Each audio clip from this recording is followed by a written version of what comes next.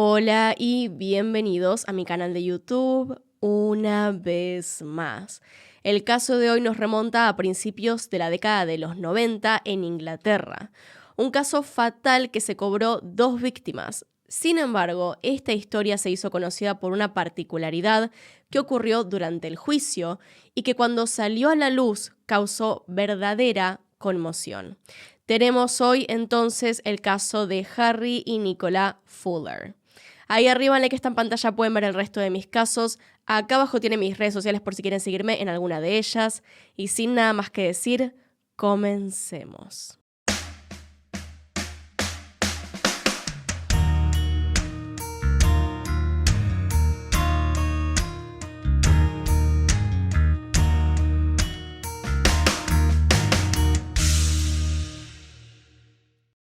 La historia entre Harry y Nicola comienza poco menos de un año antes de los hechos. Nicola Fuller nació en 1966 en Inglaterra. Era una joven de 27 años y trabajaba como vendedora en una tienda de un centro comercial. Era muy tímida, según todos aquellos que la conocieron, pero a pesar de esta timidez, una vez que entraba en confianza y se generaba un vínculo de amistad, Nicola era una gran amiga, muy atenta y divertida. Por otro lado tenemos a Harry, quien nació en 1948 en Inglaterra también, y en ese entonces tenía 45 años, a quien siempre lo describieron como todo lo contrario a Nicola, una persona extrovertida, confianzuda e histriónica. Quizá fuera por su trabajo que tenía esta personalidad. Harry era un revendedor de autos usados y gran parte de este empleo consiste en ganarse la confianza de sus clientes para venderles los autos, así como también poder comprar vehículos usados a buen precio para luego venderlos. Para mediados de 1992, un amigo en común los presentó, y pese a la gran diferencia de edad, ya que Harry era 18 años mayor, se enamoraron rápidamente. Según la familia de Nicola, Harry hacía que ella pierda un poco su timidez. Rápidamente Harry se ganó no solo la confianza de Nicola, sino la de toda su familia. Es así que apenas 2 meses después de conocerse, se casaron en agosto de 1992. Para muchos fue una sorpresa que se hayan casado apenas 2 meses después de conocerse, pero Harry y Nicola estaban convencidos de la decisión que habían tomado. Luego de casarse fueron a vivir juntos a la ciudad de Warhurst, en el condado de East Sussex. Y lamentablemente, por lo que les ocurrió, no hay mucho que decir acerca del matrimonio, aparte de que todo parecía marchar bien y cada uno seguía abocado a su trabajo. Es, bajo este contexto entonces, que pasamos al día de los hechos.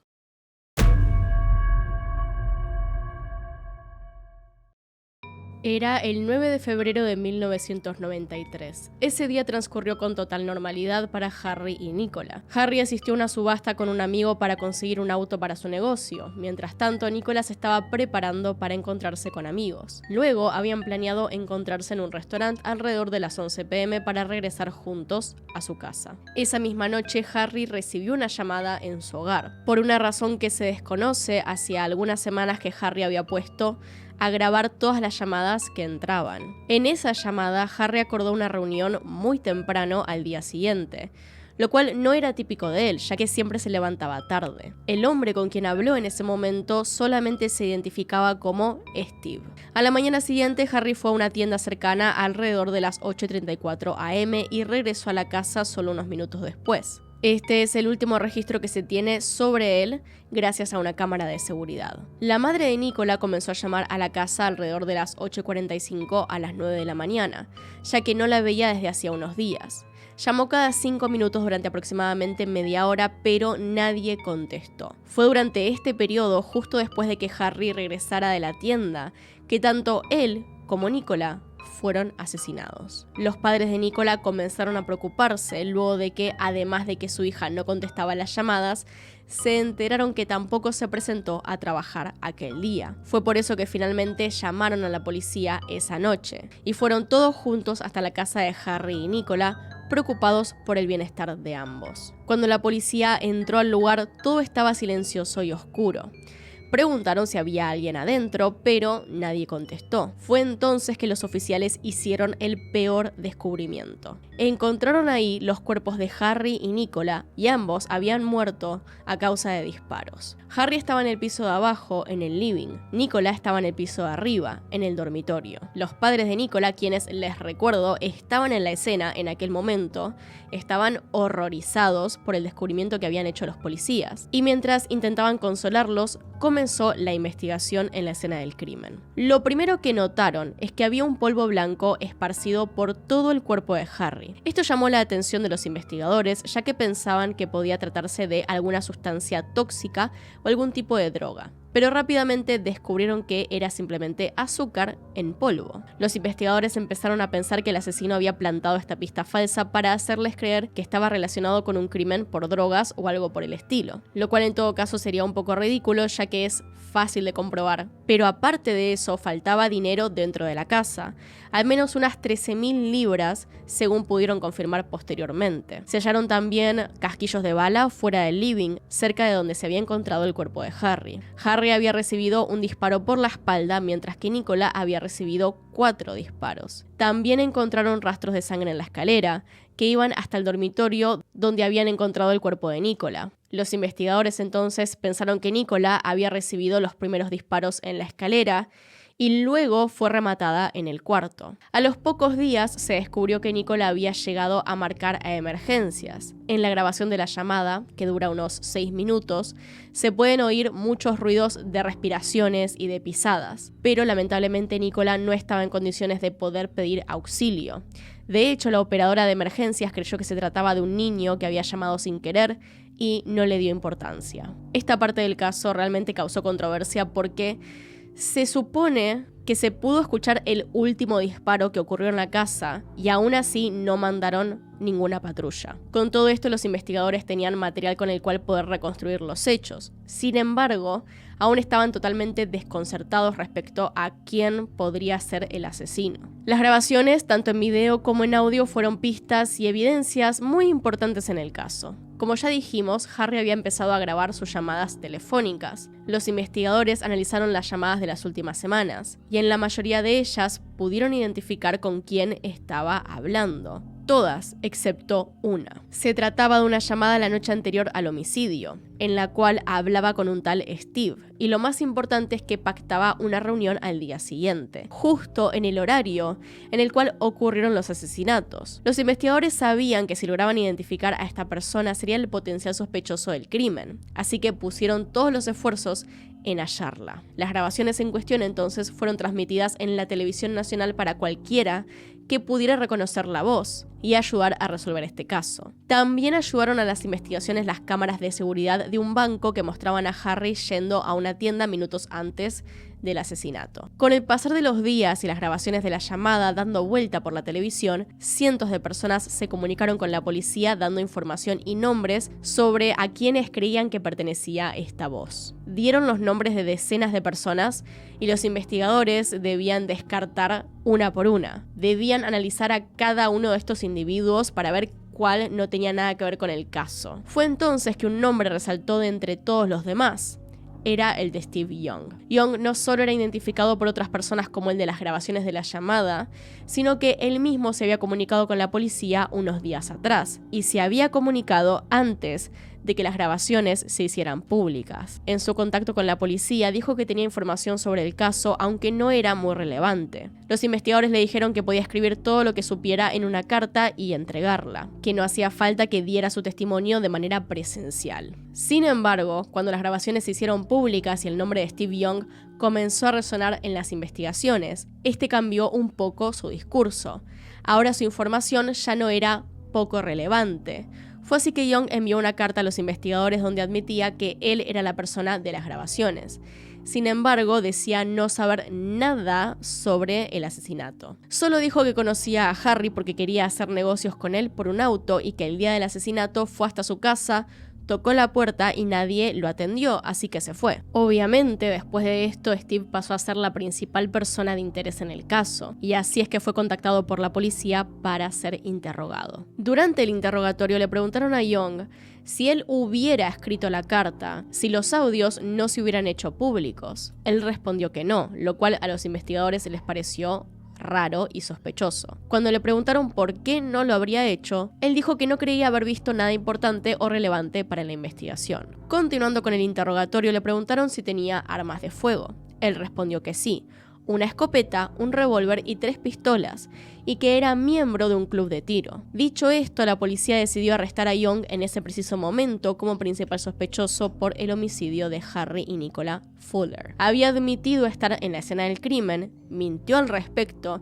y además poseía armas del mismo tipo que el arma utilizada en el crimen. Luego del interrogatorio, la casa de Young, donde vivía con su esposa y sus 2 hijos, fue registrada. En este lugar, la policía encontró una máquina para fabricar balas. Estas balas caseras coincidían con las encontradas en la escena. Tenían la misma marca y calibre. Luego, la policía descubre que Young había depositado 6.000 libras en su cuenta al día siguiente de los asesinatos. También descubrieron que Young estaba teniendo problemas en el trabajo. No tenía plata para pagar sus cuentas. Pero da la casualidad de que justo después de los asesinatos, de la nada, él tenía mucho dinero en su cuenta. Al seguir buscando en la casa, la policía encontró una pistola calibre 9 milímetros cargada en la habitación de su hijo, debajo de la cama. Cuando le preguntaron sobre este arma, dijo que la ocultaba ahí porque en realidad no la tenía registrada. Obviando el hecho de por qué guardaría un arma cargada en la habitación de su hijo, con todos los peligros que esto conlleva,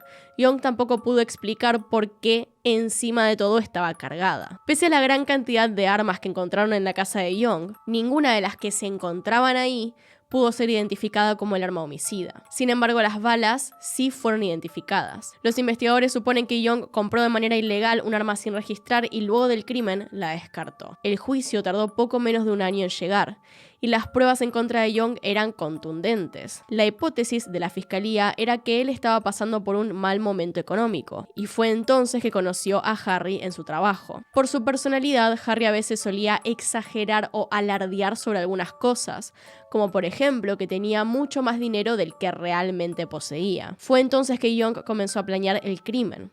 Durante un par de días habló con Harry sobre un negocio con un auto y lo citó temprano en la mañana para concretar dicho negocio. Todo esto para asegurarse de que Harry tuviera el dinero preparado y además bien temprano evitaría que hubiera mucha gente y potenciales testigos. Fue así que Young se presentó en la casa de Harry y cuando este apenas se distrajo y le dio la espalda, lo mató a sangre fría. Al oír el disparo, Nicola bajó asustada a ver qué pasaba y fue allí cuando Young la interceptó bajando las escaleras y le disparó en 3 ocasiones. Aunque Nicola no cayó inmediatamente, sino que pudo llegar hasta su habitación e intentar contactarse con la policía. Luego, Young subió hasta la habitación y le dio el disparo final a Nicola. Después de esto, robó todo el dinero que pudo y se dio a la fuga de forma inmediata. Había testigos que corroboraban la mala situación económica que estaba atravesando Young. También estaba la grabación donde citaba a Harry en el horario donde sucedieron los hechos. Claramente él no contaba con que tuviera grabaciones. También contaban con su propia confesión en la cual admitía que había estado en la casa de Harry al momento de los hechos, sumado a otros testigos y una cámara de seguridad que mostraba el auto de Young yéndose a toda velocidad en las cercanías de la casa de Harry. También estaba el hecho de que las balas encontradas en la escena del crimen eran exactamente las mismas que el mismo Young tenía.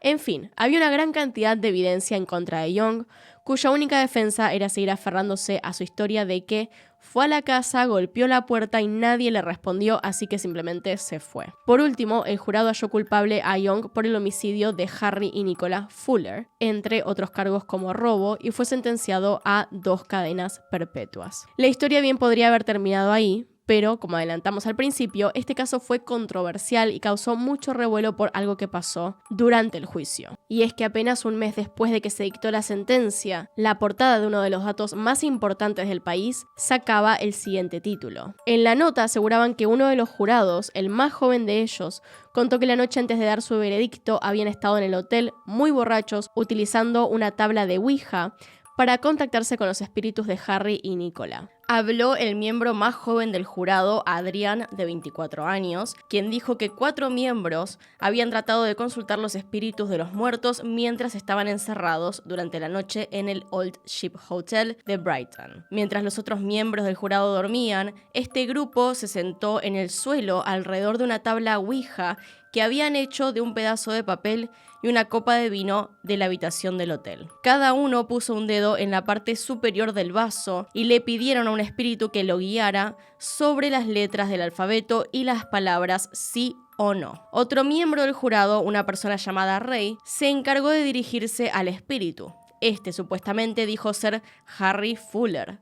Ray preguntó: ¿quién te mató? El vaso deletreó Stephen Young lo hizo. Preguntó de vuelta: ¿cómo? Y la tabla habría contestado shot. Esto significa disparo en inglés. Mientras los miembros del jurado discutían lo que deberían hacer, el vaso deletreó vota culpable mañana. Cabe decir que de todas formas, todo esto ya lo sabían de una u otra manera, o por lo menos lo suponían basándose en las pruebas que se habían presentado del caso. No es que la tabla les dio una respuesta completamente nueva. Al final de la sesión, algunos de los jurados estaban llorando. Algunos miembros del jurado dirían más tarde que sentían que habían ido demasiado lejos. Más tarde esto salió a la luz finalmente y causó una gran controversia. El padre de Nicola Fuller, al ver lo grave de la situación, dijo más tarde que los miembros del jurado en cuestión se burlaron completamente de la muerte de su hija. Y no fue el único que consideró esto como una falta de respeto por parte de esas 4 personas. Otros involucrados en el proceso judicial también se refirieron a la situación como un hazme reír. Esto fue un verdadero escándalo, además de que le daba argumentos a los abogados de Young para apelar su sentencia, ya que probaba que el jurado no era imparcial. Lo que más indignación daba es que la cantidad de evidencia en contra de Young era más que suficiente para probar que era culpable. Sin embargo, no quedó más remedio que declarar nulo el juicio y que se hiciera otra vez. De todas formas, el nuevo juicio se llevó a cabo rápidamente y Young fue hallado culpable otra vez. El primer juicio quedó en la historia como una falta de respeto a los familiares y a las víctimas, y además de una gran cantidad de recursos y tiempos malgastados. Pero sigue siendo conocido como uno de los casos que la Ouija supuestamente resolvió. Hasta el último momento, incluso después de ser condenado a 2 cadenas perpetuas, Young siguió sosteniendo que era inocente. Lo más interesante dentro de todo esto es que cuando la policía hizo la línea de tiempo inicial, basándose en lo que les dijeron algunos testigos, se llegó a saber que había gente que vio a 2 personas acercarse a la casa de los Fuller el día de los hechos, aunque algunos testimonios no coincidían con otros respecto al día o momento exacto. Por esto es que se cree que hay una persona que ayudó a cometer el crimen y salió completamente ilesa. Harry Fuller era el tipo de persona que presumía sus ganancias y su estilo de vida, por lo que no le agradaba a mucha gente. De cualquier forma, las familias de las víctimas estuvieron satisfechas con el resultado del último juicio, aunque disconformes también por tener que esperar tanto debido a la incompetencia de 4 personas que tomaron un poco y jugaron a la Ouija con el caso. Pero bueno, hasta acá llegamos con este caso. Díganme si lo conocían y también qué opiniones tienen al respecto. Acá están los Patreons y los miembros del canal. Gracias por apoyarme a través de esos medios. Y sin nada más que decir, acá tienen un video nuevo, acá tienen un video recomendado. Se pueden suscribir haciendo clic en mi cara y nos vemos en otro video. Adiós.